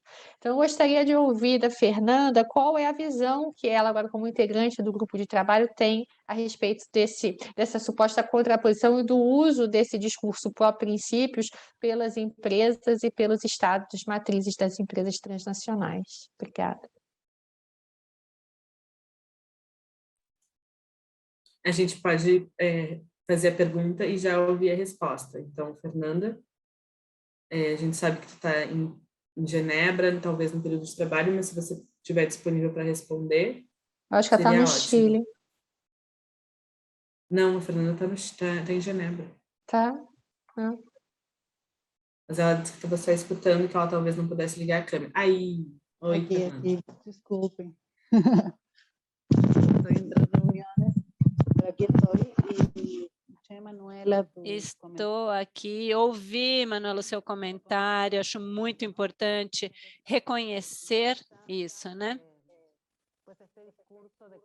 Porque esse discurso de contraposição, né, de oposição dos processos que deveriam, da minha perspectiva, e crescentemente na perspectiva do grupo de trabalho também, eles deveriam ser complementares. Digamos, eu acredito que existe uma complementaridade dos processos, como eu dizia no início, entre política pública, que costuma ser o mecanismo de implementação dos princípios orientadores, entre os processos próprios dos países de melhorar o seu quadro legal, criar leis para a proteção dos direitos humanos, leis de devida diligência, regulamentações para a Bolsa de Valores, disposições de direitos humanos nos tratados de livre comércio e investimento, bem como as negociações do tratado vinculante no nível internacional para ter um instrumento global. Mas é verdade que existem muitos atores, principalmente no setor privado e alguns estados do norte global, principalmente, que utilizam esse discurso, né, de dizer, já temos alguns instrumentos voluntários, como os princípios orientadores, para não se envolverem de forma efetiva, aberta e construtiva, ou inclusive bloquear, em alguns casos, as negociações do tratado. Então, eu estou de acordo em que é preciso ter cuidado para não alimentar esses discursos que geram contraposição e, principalmente, confusão em alguns casos, né? Eles se aproveitam um pouco disso. Nesse momento, o grupo de trabalho está, inclusive, elaborando um documento temático sobre captura corporativa, interferência das empresas e associações empresariais nesses temas. Por exemplo, acho que isso pode ser um subsídio importante também para o processo de negociação do tratado e a interferência por parte da Associação Internacional de Empregadores ou da Câmara Internacional de Comércio. Então, esperamos que cada vez mais a gente possa avançar para essa complementação de processos e dar subsídios da nossa parte, né? Pessoas que conformamos o grupo de trabalho e temos esta possibilidade de dialogar com todos os atores para fazer com que as negociações sigam adiante, não se bloqueiam, defendendo também o espaço cívico e de participação da sociedade civil, das pessoas defensoras dos direitos humanos, dos movimentos sociais, no processo do tratado e em outros processos também.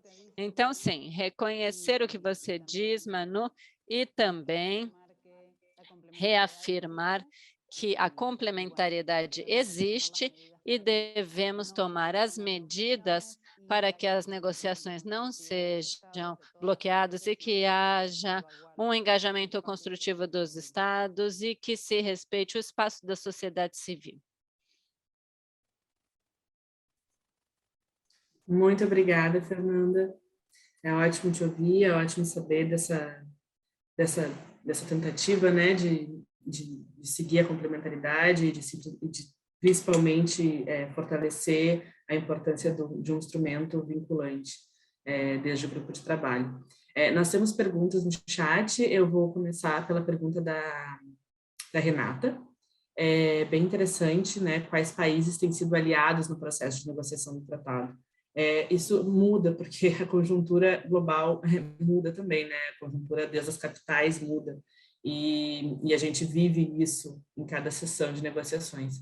O OMA, inclusive, produziu, depois da sexta sessão de negociações, um artigo sobre os posicionamentos dos estados na sexta sessão de negociações pelo Tratado Vinculante. É muito interessante, porque ali a gente pode... o OMA contrapôs a nossa posição como campanha global, né? O que a gente espera do documento, o que para a gente seria um documento efetivo, eficiente, de fato regulador das empresas transnacionais, que de fato traria justiça para as comunidades afetadas e traria o fim da impunidade, né? Tocaria o nervo central do sistema capitalista, racista, patriarcal, e os posicionamentos dos estados perante, né, também comparando com os nossos posicionamentos, e alguns estados têm posicionamentos alinhados em alguns pontos, que foram trazidos aqui por quase todas as panelistas, né, quais são os nossos pontos-chave, os nossos pontos mais fundamentais, mas isso vai mudando, né, então a Tiana já se apontou para fazer uma fala sobre essa pergunta, eu vou passar a palavra para ela, para fazer uma análise da sétima sessão, e Tiana, por favor, conta para a gente como é que foram depois há um mês atrás, como é que foi a sétima sessão e os posicionamentos dos estados mais aliados, menos aliados? Bom, obrigada pelas perguntas. Eu acho que assim a Palestina foi muito aguerrida, né? Talvez aqui defendeu majoritariamente as nossas posições. Camarões também defendeu muito bem as nossas posições. E os outros países variam um pouco, né? Obviamente que nem todo mundo 100% tem adesão às nossas propostas, mas eu destacaria Egito, Namíbia, Cuba, a África do Sul ainda tem um papel importante, né? Acho que países que antes não Panamá, né, também teve uma atuação muito enfática na defesa dos temas de gênero. Eu diria que países que antes não tinham posturas mais complicadas, melhoraram um pouco, né? Como o México, teve uma abertura um pouco maior, saiu do discurso de afirmação dos princípios orientadores, né? De desconstrução. Acho que Peru também tem possibilidade de melhorar a posição, assim, então depende muito desses contextos, eu destacaria esses. O Brasil, né, que também perguntaram sobre a posição do Brasil, o Brasil se absteve na votação da resolução 26.9. Eu não diria que o Brasil defendeu bons pontos nessa negociação, mas eu poderia dizer que o Brasil melhorou uma certa postura que ele tinha no espaço, né?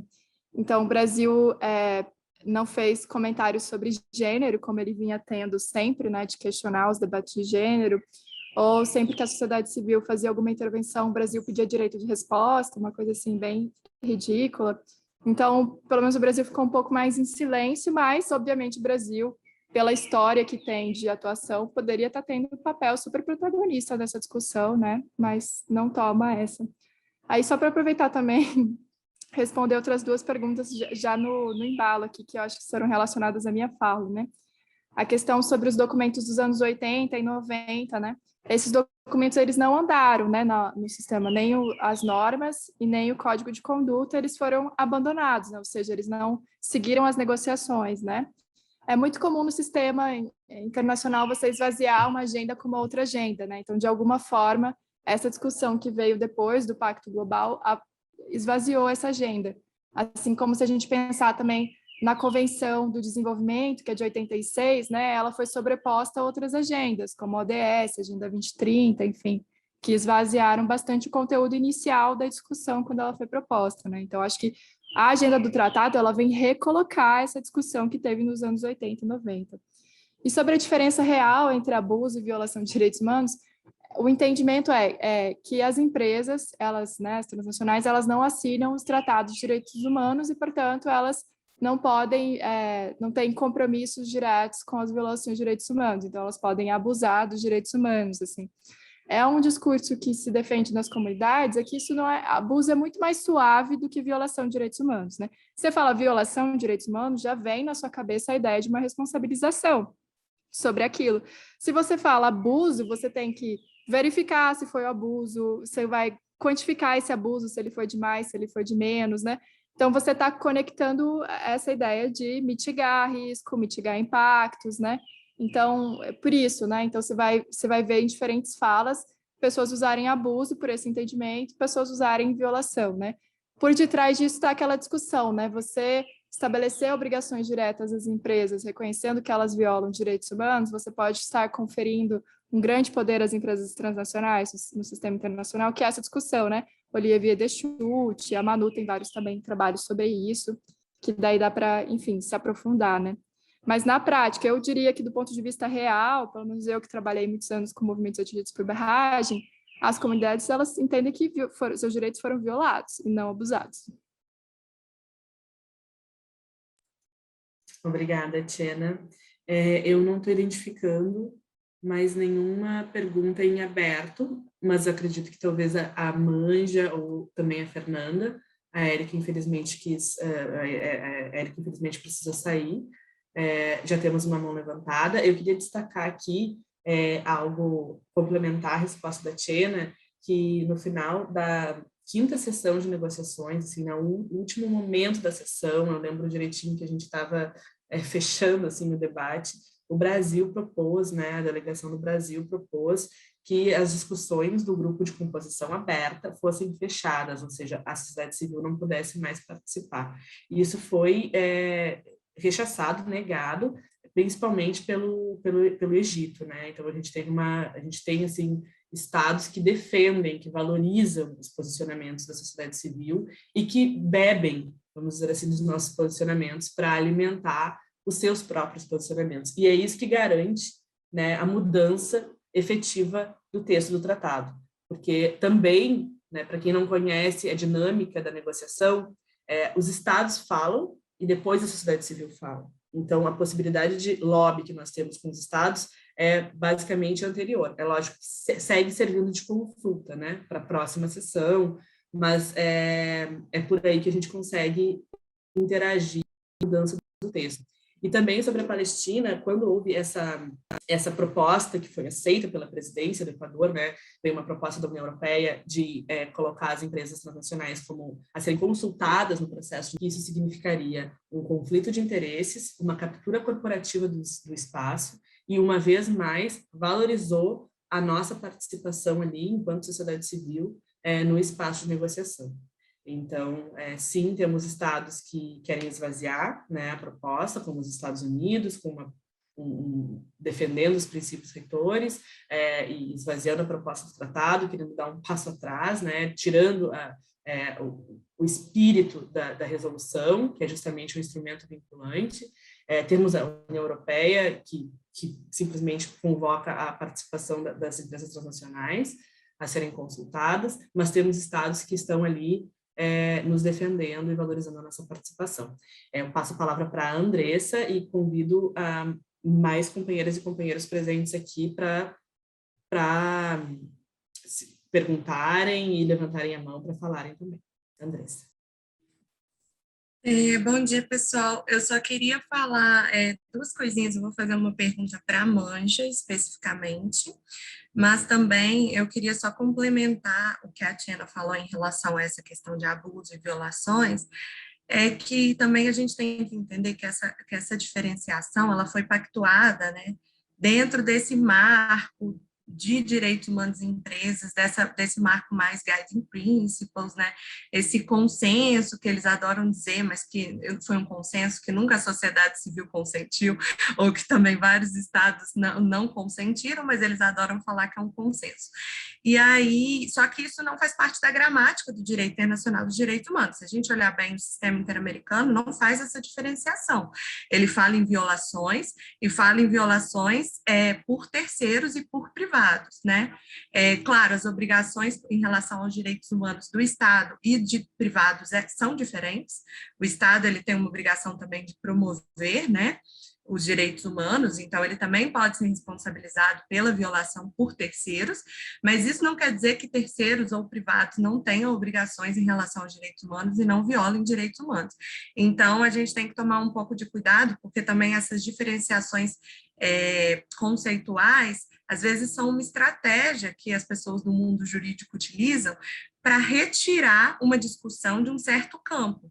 Então, existe um interesse em você afastar a discussão de empresas e direitos humanos do campo propriamente dito de direito internacional dos direitos humanos e permanecer no campo do compliance, da responsabilidade social corporativa, da ESG, da ESG, dessa lógica de automonitoramento e devida diligência que a gente vem vendo. Então, a gente defende fortemente que essa discussão seja trazida para direito internacional dos direitos humanos, porque é somente nesse campo e nessa gramática que a gente vai conseguir a devida responsabilização. Então, por isso que às vezes a gente parece repetitivo em pedir para falar violações, mas não é uma discussão simplesmente de vocabulário, né? Tem toda uma estratégia semântica por trás que é muito importante a gente reafirmar.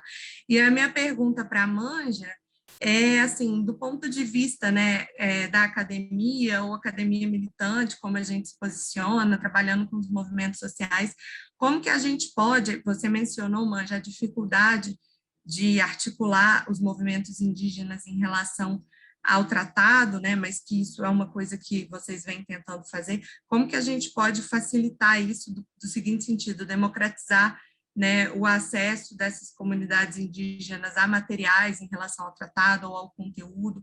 A gente tem o exemplo, por exemplo, da cartilha popular, que a Letícia falou, que a gente conseguiu fazer, né, principalmente pela Amigos da Terra, mas como que a gente faz isso chegar às comunidades indígenas para que realmente a gente consiga dar um apoio para vocês, enfim, nessa articulação em torno da temática do tratado, que é muito importante, como você disse.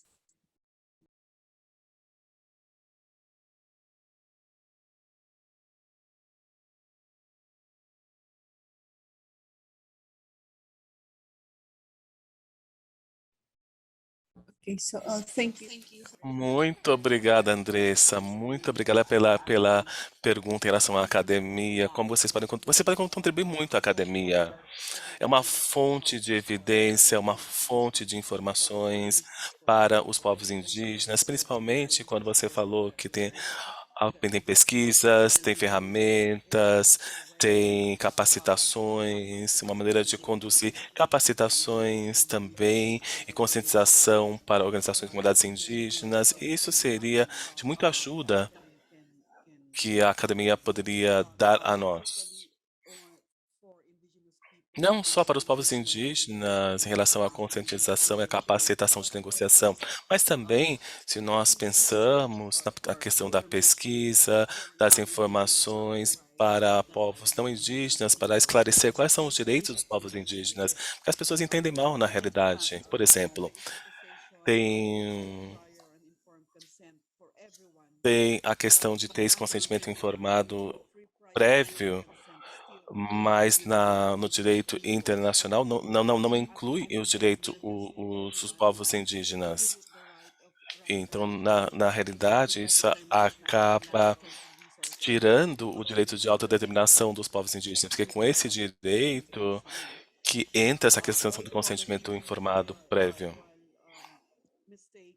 Depois tem um erro quando você põe junto povos indígenas e comunidades locais, que na realidade é perigoso até e acaba sendo vantajoso ou desvantajoso para os povos indígenas, porque na lei, no direito internacional, as comunidades locais não têm uma definição. O que pode ser? Pode ser uma comunidade local numa cidade ou no campo, não tem uma definição real, certo?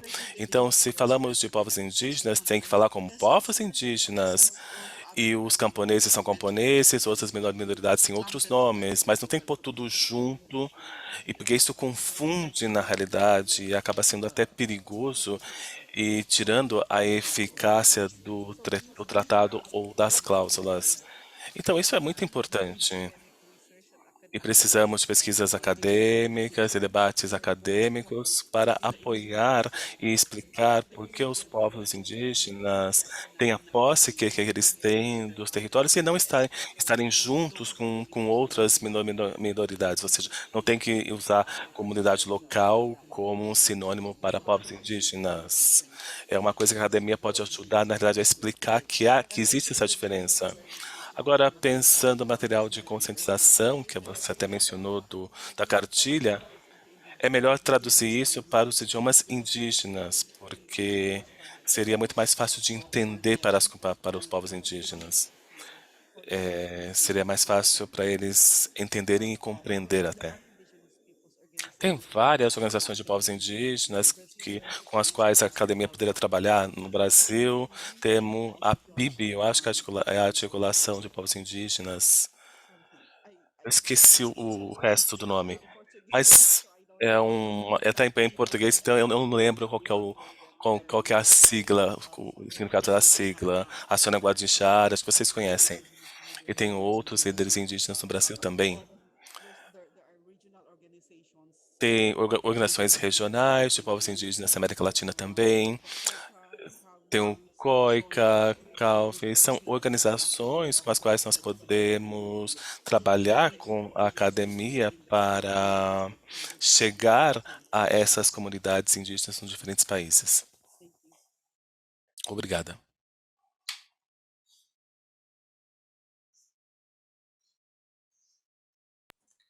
Estava colocando o site da PIB, para quem não conhece, principalmente para quem não é do Brasil, poder conhecer.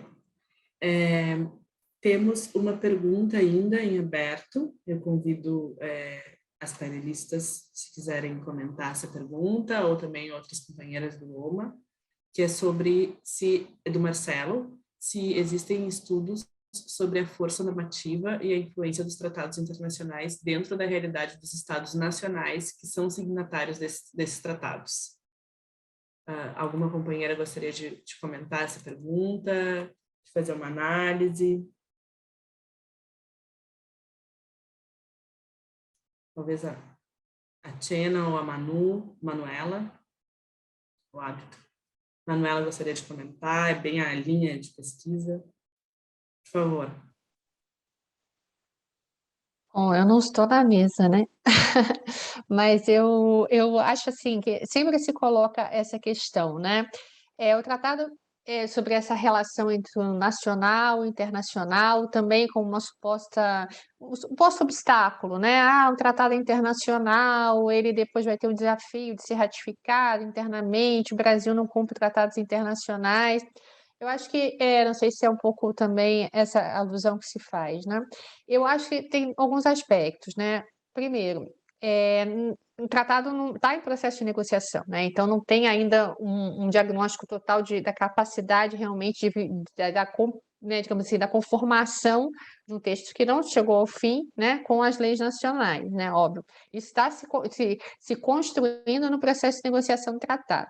O diagnóstico que se tem já é que planos nacionais de ação não são eficientes, os princípios orientadores não são suficientes, isso já se tem, né, como diagnóstico. Agora, o que a gente está lutando é justamente com a implementação, uma melhoria desses estándares normativos e o processo que parece que mais vocaliza o preenchimento dessas lacunas hoje, né, como a Tiana já apontou, pelo rol de discussões que ele engloba, realmente é o processo do tratado internacional, né?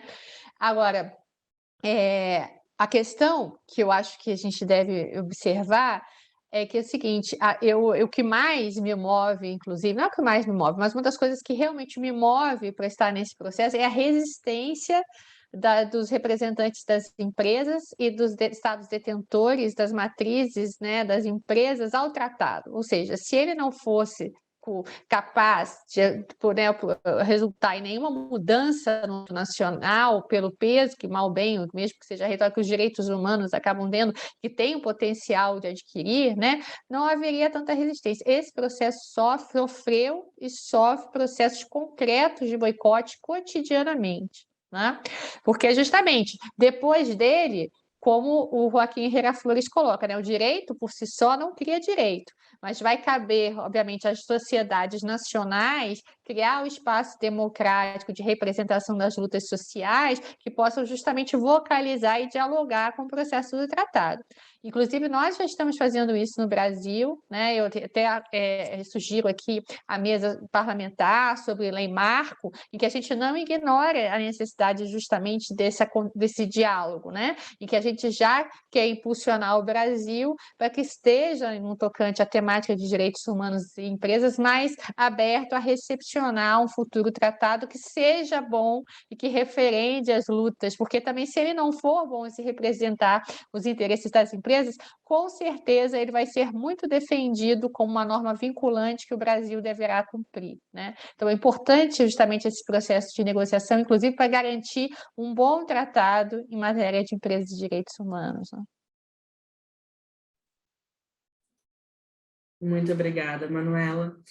Nós temos uma última pergunta no chat e a gente está se encaminhando para os nossos momentos finais da mesa.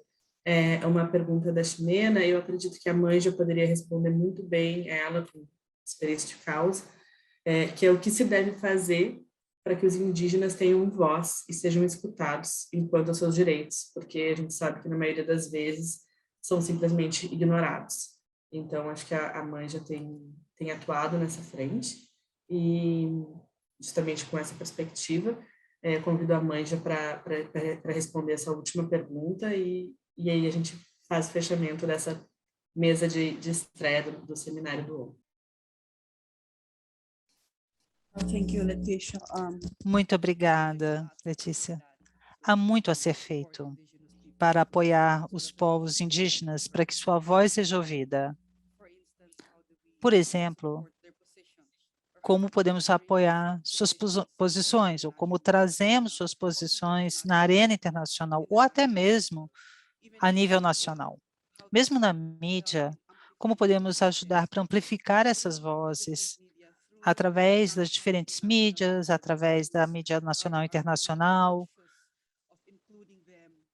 Será que temos a consciência de incluí-los nas nossas discussões, ou no debate das questões, ou como entramos em negociações, ou elaboramos as várias questões que impactam os povos indígenas? E como podemos contribuir também na capacitação e na conscientização? Nós temos vozes muito fortes, líderes indígenas muito fortes, mas, em geral, suas vozes são restringidas, são abafadas ou limitadas às suas próprias comunidades, porque a mídia não amplifica justamente as suas histórias. A academia nem sempre essa é uma questão atraente para a academia, para justamente cobrir esses projetos de pesquisa. Para outras organizações, às vezes, são mais focadas em outras questões. Há muitos outros processos, há outras questões diferentes das questões indígenas, e às vezes eles até separam as questões ambientais das indígenas. Então, como aumentar essa solidariedade, a cooperação com grupos indígenas e não indígenas, quer seja na academia, na mídia, na sociedade civil, de forma a amplificar suas vozes dos povos indígenas. Obrigada, Manja. Essencial esse teu olhar para a pauta e também essa perspectiva de como lutar, né, desde este lugar de fala. Bom, a gente realmente está fechando a mesa. Eu quero fazer um agradecimento a todas as companheiras que fizeram essas falas tão importantes.